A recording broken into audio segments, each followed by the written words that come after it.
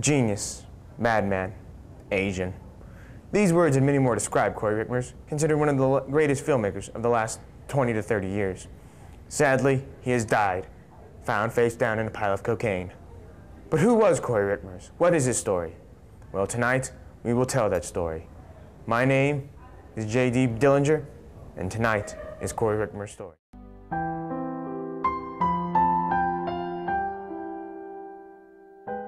He was born in a log cabin in the middle of Seoul, South Korea, where he was promptly abandoned by the parents who supposedly loved him. He was adopted 4 months later by a loving couple from America named Karen and Daryl Rickmers. It was these two people who would nurture and help him learn to read and to write and become the genius that he is today, or was. But those who knew him realized his own greatness. Well, I first realized it when I went to get on the bus after school. In 4th grade, Corey was sitting in the front seat by the bus driver. I knew right then that he was destined for greatness. In the year 2008, Corey Rickmers successfully graduated from high school, where he began to enroll immediately into the EKU college scene. Though a loud and boisterous young man, in college he became self-introverted for a few years, where he began a journey of spiritual and self-discovery. He toured around India after taking a year off from school and partied with the Dalai Lama. It was there that he began his own journey into the depths of his mind. And while high off his ass one day after smoking an incredibly large joint and watching the movie Mortal Kombat, he was struck with a brilliant idea. He would make movies. When he realized that he wanted to make movies, Corey Rickmers immediately enrolled into the EKU's film department. It was a tough journey. The professors were hard, and the classwork was even harder. But eventually he graduated at the top of his class. He was called the #1 student, as quoted by Professors Fitch and Cogdill. Corey Rickmers may be the most talented student we've ever had. There is no doubt in our minds that he will go far. After graduating college, Corey Rickmers disappeared sadly into obscurity for many years, where he struggled to find work in Hollywood. Instead, he found himself working as a barista in a Starbucks coffee shop. But after successfully filming The Penny Fight, which would become his trademark movie for the rest of his life, Corey Rickmers was discovered. Penny Fight was subsequently put up for an Academy Award, an Oscar, and a Golden Globe, and an Emmy for Best Short Film under 30 minutes. Corey Rickmers had finally made it. But all was not well in Hollywood for Corey Rickmers. The fame, the success, it all began to go to his head. Soon, even his friends began to notice visible changes in his behavior. Yeah, he's cocky. Yeah, you can't even stand being around him. What a douche. Well, one day I was walking down the road and I saw Corey. And I was like, "Hey Corey, what's on?" And he does this number. He goes, "Yo, man, your bitch has got some tits. I'm gonna get them." There was nothing Corey Rickmers could not do. But there was one thing he could not. And it was self-control.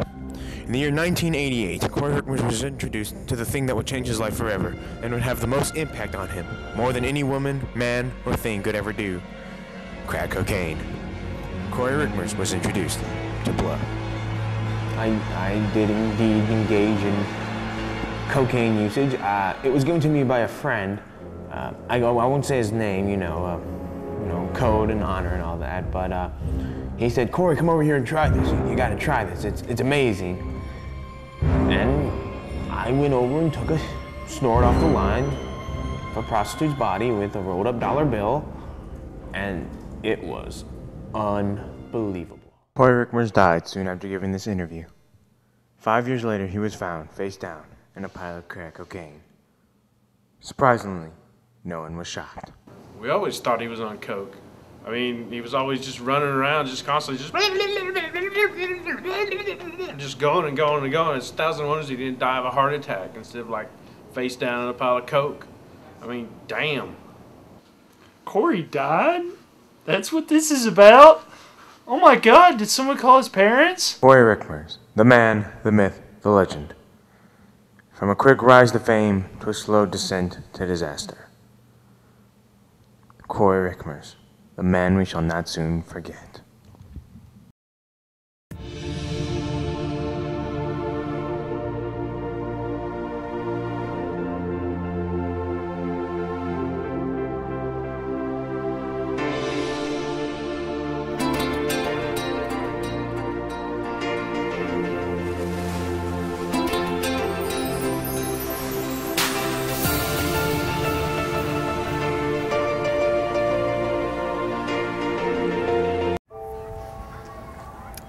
Hello there.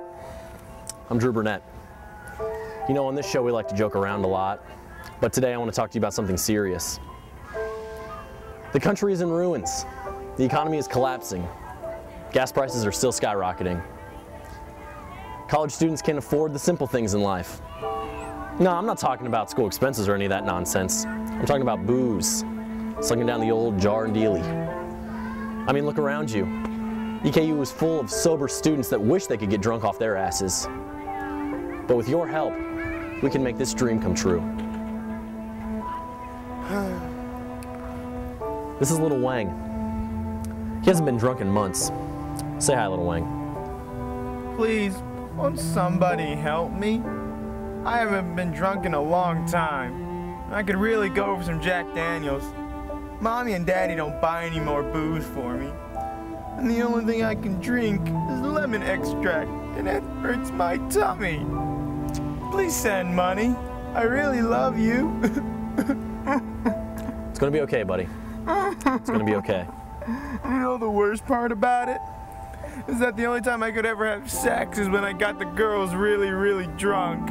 Now nobody wants to kiss me anymore. Pathetic. You hear that, America? You're probably sitting in your house right now getting your drink on when students like Little Wang here are in some need for some really good liquor and some real good punani. You know, with a small donation, you can help students like Little Wang get so drunk that they can't even see straight. I mean, all over Eastern's beautiful campus, there are kids that would love to wake up in a puddle of their own vomit. These kids need your help. Look at these poor souls. How can you just sit idly by and let this happen? How do you sleep at night? You must really feel like a piece of shit right now. I'm trying really hard to make you feel guilty. Is it working? You're damn right it's working. Please, end their pain by calling the number below and donating what's ever in your wallet. Because how can these kids be captains without a little bit of capping in them? Eastern Kentucky University has been nominated one of the 10 best colleges to work for by the Chronicle of Higher Education's 2010 program. EKU ranked nationally for professional/career development programs, teaching environment, confidence in senior leadership, and on tenure clarity and process. Visit Eastern's website for more information. How's it going, guys? Hey, how you doing? Pretty good. I am Jordan Moses himself. I'm sure already you know that. Let's stay. I know you guys are all intimidated, but it's cool. Let's stay professional, okay? As you know, you were all hired to become the second season writers for the EKU Variety Show. I would like to hear some of the ideas you guys would have. Don't worry about a time limit. It doesn't matter. Just let's see what you got. How's this tickle your britches, JMOs? How about a skit where we parody intervention? Oh, well, that's been way overdone, and plus we've already did that. I know. What if we do a parody of a Matt Damon movie? Well, we've already done that too, but what movie were you thinking? Oh, you know, that really good movie with the always likable Greg Kinnear and Matt Damon. What is it again? Stuck on You? That's it! No, man, that movie sucked dick. Any other ideas? How about we do a Jerry Springer skit? Carlos, what are you doing here? You're already part of the crew. But we can do it in the season 2 skit. Man, what is with you and this Jerry Springer guy? Fine, we'll do it for this first studio segment for season 2. You happy? You know what? I like that. Any other mind-shattering ideas? I know. We could do a skit where we lampoon Ghostbusters. Did it! How about a skit where we have a competition in a mall where They walk off? Did it! And might I add, it's the funniest piece of cinema ever. A peeping Tom falls in love with a girl. Did it! Yeah, we call it the stalker skit. You better put that phone away before I shove it up your ass. Have you guys even seen the show? Yeah, good point. Did you guys even bother to watch the show? Everything you've suggested, we've already done. I bet next you're going to suggest a segment called Worst Things to Do While You're Stoned. Don't think I didn't see that, you no-talent hack. How about a skit where we're at our jobs and it's Bring Your Kids to Work Day? Did it, and it was probably our worst skit. But it was our first show. Battle of the Motion Words was kick-ass, though. I mean, I'm a legend. And you guys are a couple of amateurs. And thanks to you, I don't even know if we can have a second season now. What? No second season? That means no Jerry Springer skit. Fuck you guys. I believe you're right, Carlos. Fuck you guys. Right in your assholes.